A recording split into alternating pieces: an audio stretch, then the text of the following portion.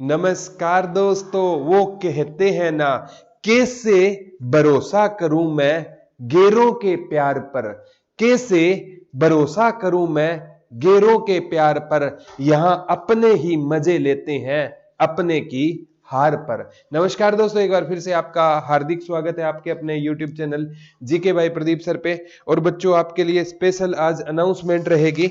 मैं मंडे को ठीक है, पूरे एक साल की ना हरियाणा करंट अफेयर की वीडियो आपको मिल जाएगी।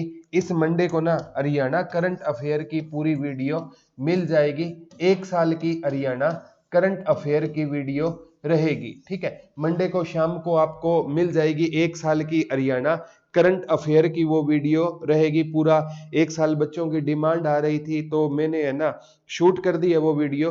वो पूरे एक साल की हरियाणा करंट अफेयर की वीडियो रहेगी, कोई दिक्कत आपको नहीं आने वाली है। तो बच्चों, मंडे को एक साल की हरियाणा करंट अफेयर की वीडियो हम डलवा देंगे।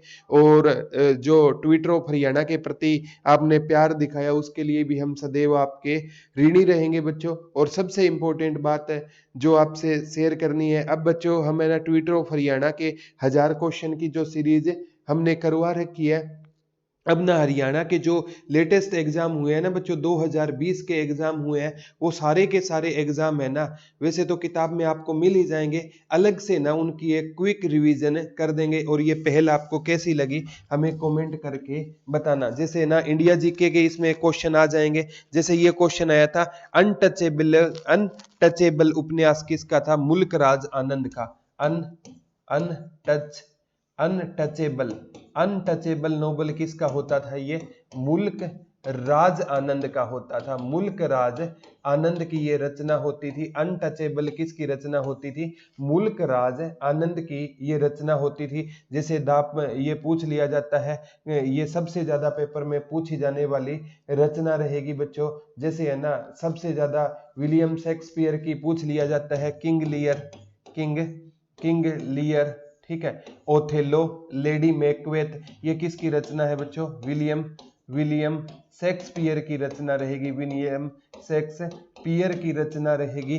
किंग लियर हो गया, ओथेलो हो गया, लेडी मैकबेथ हो गया। ठीक है, ये बच्चों सबसे ज्यादा इन्हीं आजकल है ना कुछ वैसे अलग से रचनाएं है ना बच्चों, वो पूछ ली जा रही है। ठीक है, तो ये याद रख लेना। और एग्जाम में आया था बच्चों, सबसे इंपॉर्टेंट क्वेश्चन ये आया था जो आगे भी आ सकता है, कि ये पेपर में ये पूछा था, हरियाणा का हिरण पार्क किस जिले में है? तो हरियाणा का हिरण पार्क है ना हिसार में रहेगा। हरियाणा का हिरण पार्क, तो हरियाणा का हिरण पार्क या इसे ही डियर पार्क भी बोला जाता है। तो हरियाणा का हिरण पार्क कहाँ पर रहेगा?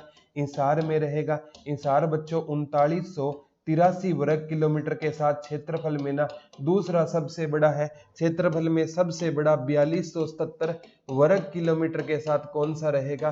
क्षेत्रफल में सबसे बड़ा कौन सा हो जाएगा? सिरसा हो जाएगा। इससे पहले 4778 वर्ग किलोमीटर के साथ सबसे बड़ा कौन सा होता था? तो 4778 वर्ग किलोमीटर के साथ भिवानी सबसे बड़ा होता था। अब पहले नंबर पर ये सिरसा आ जाएगा। और सिरसा केवल इतना बड़ा होते हुए भी किसके साथ सीमा बनाता है? सिरसा केवल फतेहाबाद के साथ सीमा बनाता है। तो ये भी याद कर लेना। और बच्चों, सबसे ज्यादा यहाँ से क्वेश्चन पूछा गया था, शिवालिक पर्वत श्रृंखला के निचले इलाके में निम्नलिखित में कौन सी पहाड़ी है? ये देखो, शिवालिक पर्वत श्रृंखला के निचले हिस्से में पूछना चाहता है बच्चों। शिवालिक पर्वत श्रृंखला के निचले हिस्से में, शिवालिक पर्वत श्रृंखला के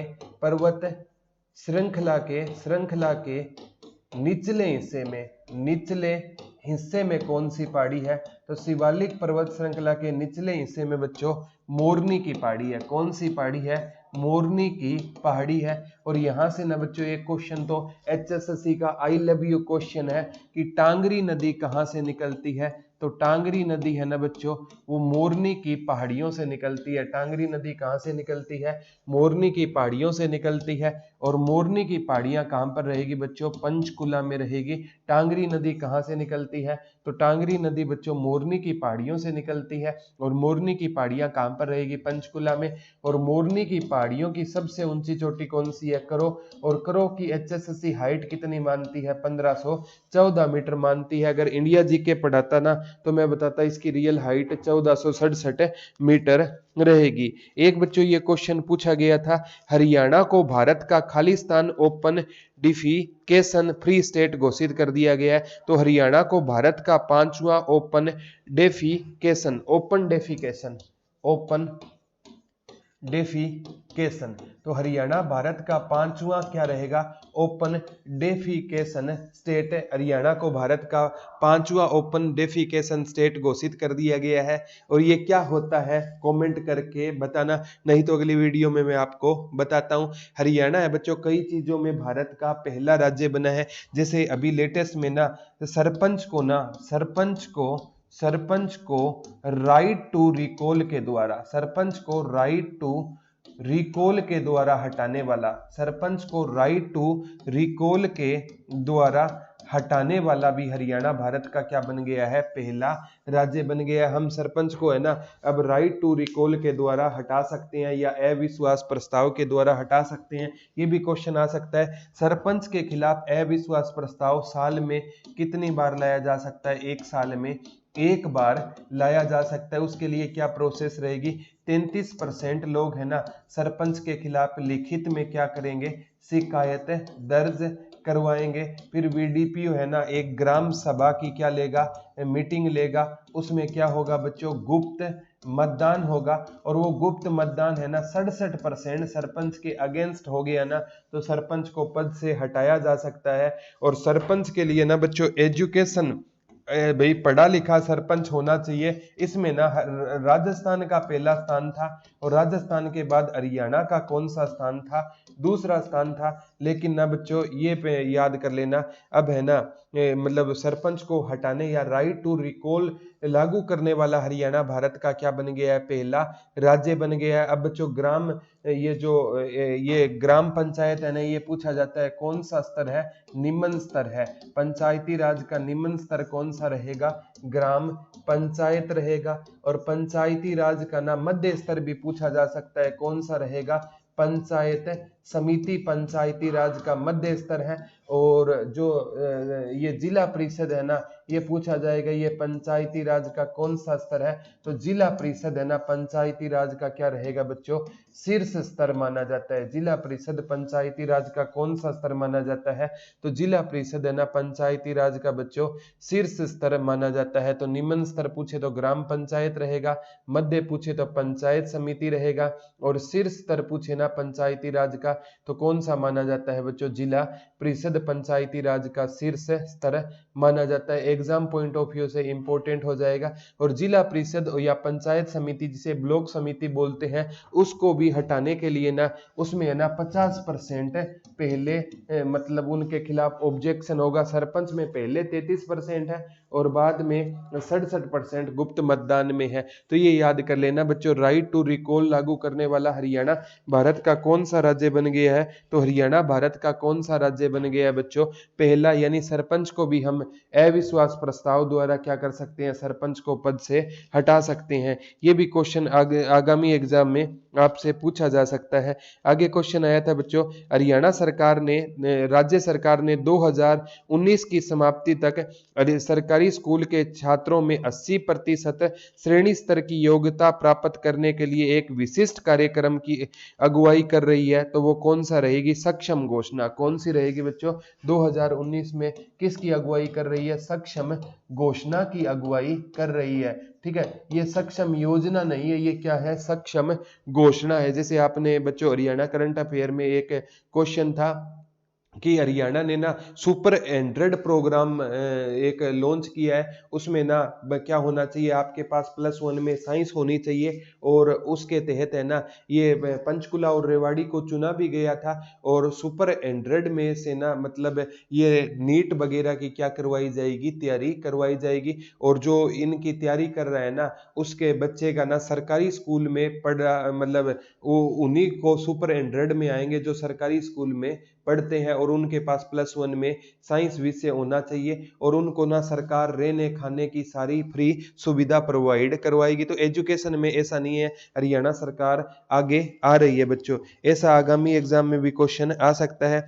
आगे आता है बच्चों अमेरिका, ये से पेपर में आता है, अमेरिका स्थित सिस्को ने हरियाणा के गुरुग्राम जिले में खालिस्तान का शुभारंभ किया है global cyber range lab. Global cyber range का उद्घाटन किया है। किसने किया है? सिस्को ने कहां पर किया है? गुरुग्राम में किया है। कहां पर किया है? गुरुग्राम में किया है। और एक बच्चों जो मानेसर है ना, मानेसर गुरुग्राम, यहाँ पर एक ऑनलाइन कंपनी है, उसने अपना बहुत बड़ा सेटअप स्टार्ट किया है।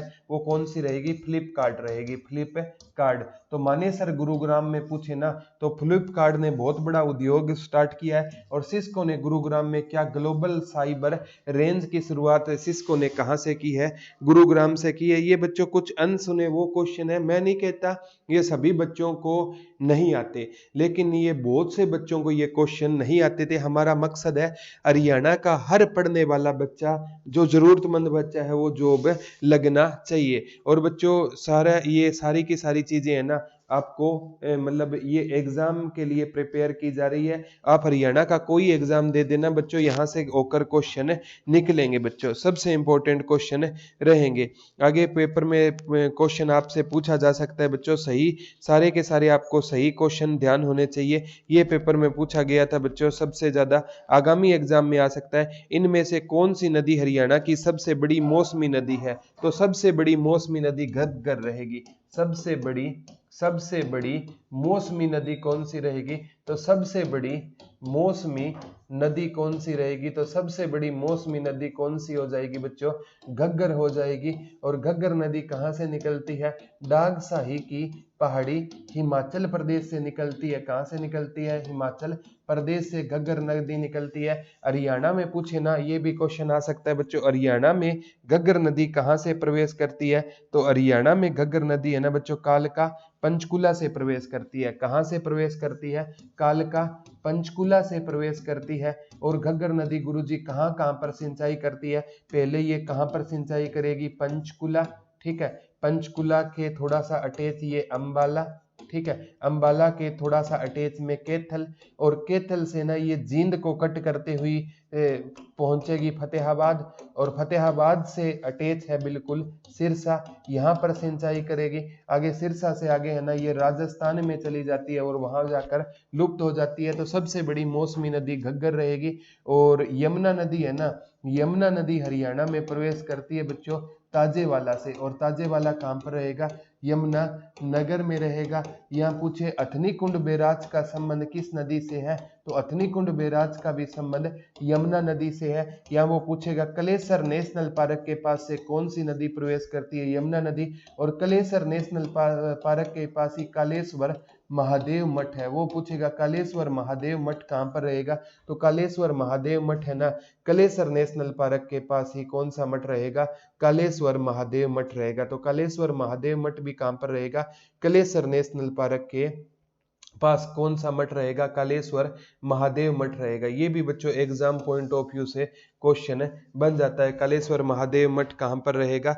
ये भी यमुनानगर में रहेगा। और यमुना नदी है ना बच्चों, इससे ना 1879 में ना ताजेवाला से दो नहरें निकाली गई थी, एक पूर्वी यमुना नहर और एक पश्चिमी यमुना नहर। तो हरियाणा की सबसे पुरानी नहर पूछे ना तो हरियाणा की सबसे पुरानी नहर है ना पश्चिमी यमुना नहर, हरियाणा की क्या हो जाएगी? सबसे पुरानी नहर हो जाएगी। ये भी पूछा जा सकता है हरियाणा की सबसे पुरानी नहर कौन सी रहेगी? तो हरियाणा की सबसे पुरानी नहर कौन सी रहेगी?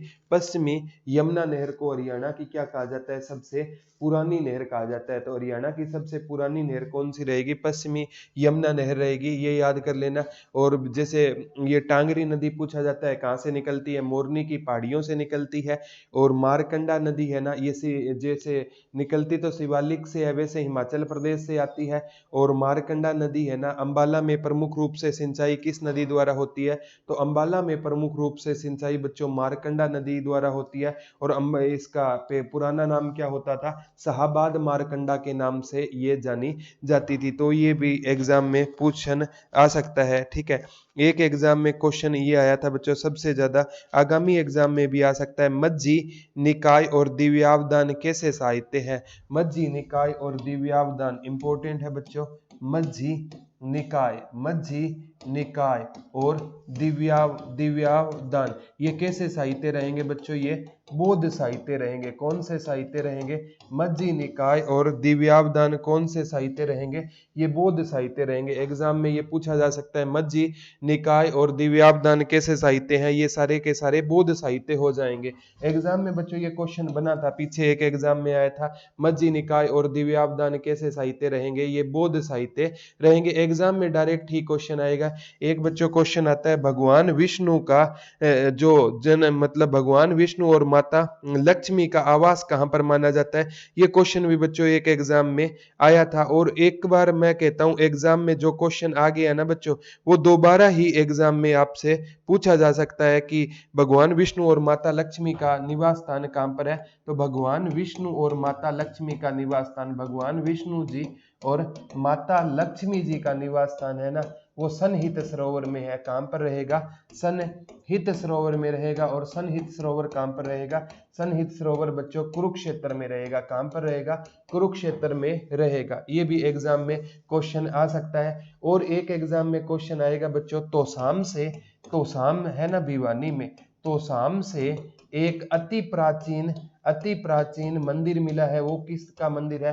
तो तोसाम से अति प्राचीन वो विष्णु मंदिर है। विष्णु मंदिर मिला है, यानी माता लक्ष्मी और विष्णु जी का क्या रहेगा? वो मंदिर रहेगा। एक ये क्वेश्चन आ सकता है बच्चों तोसाम की बाराबरी क्या कहलाती थी? तो तोसाम की बाराबरी को पृथ्वीराज चौहान की कचेरी कहा जाता था।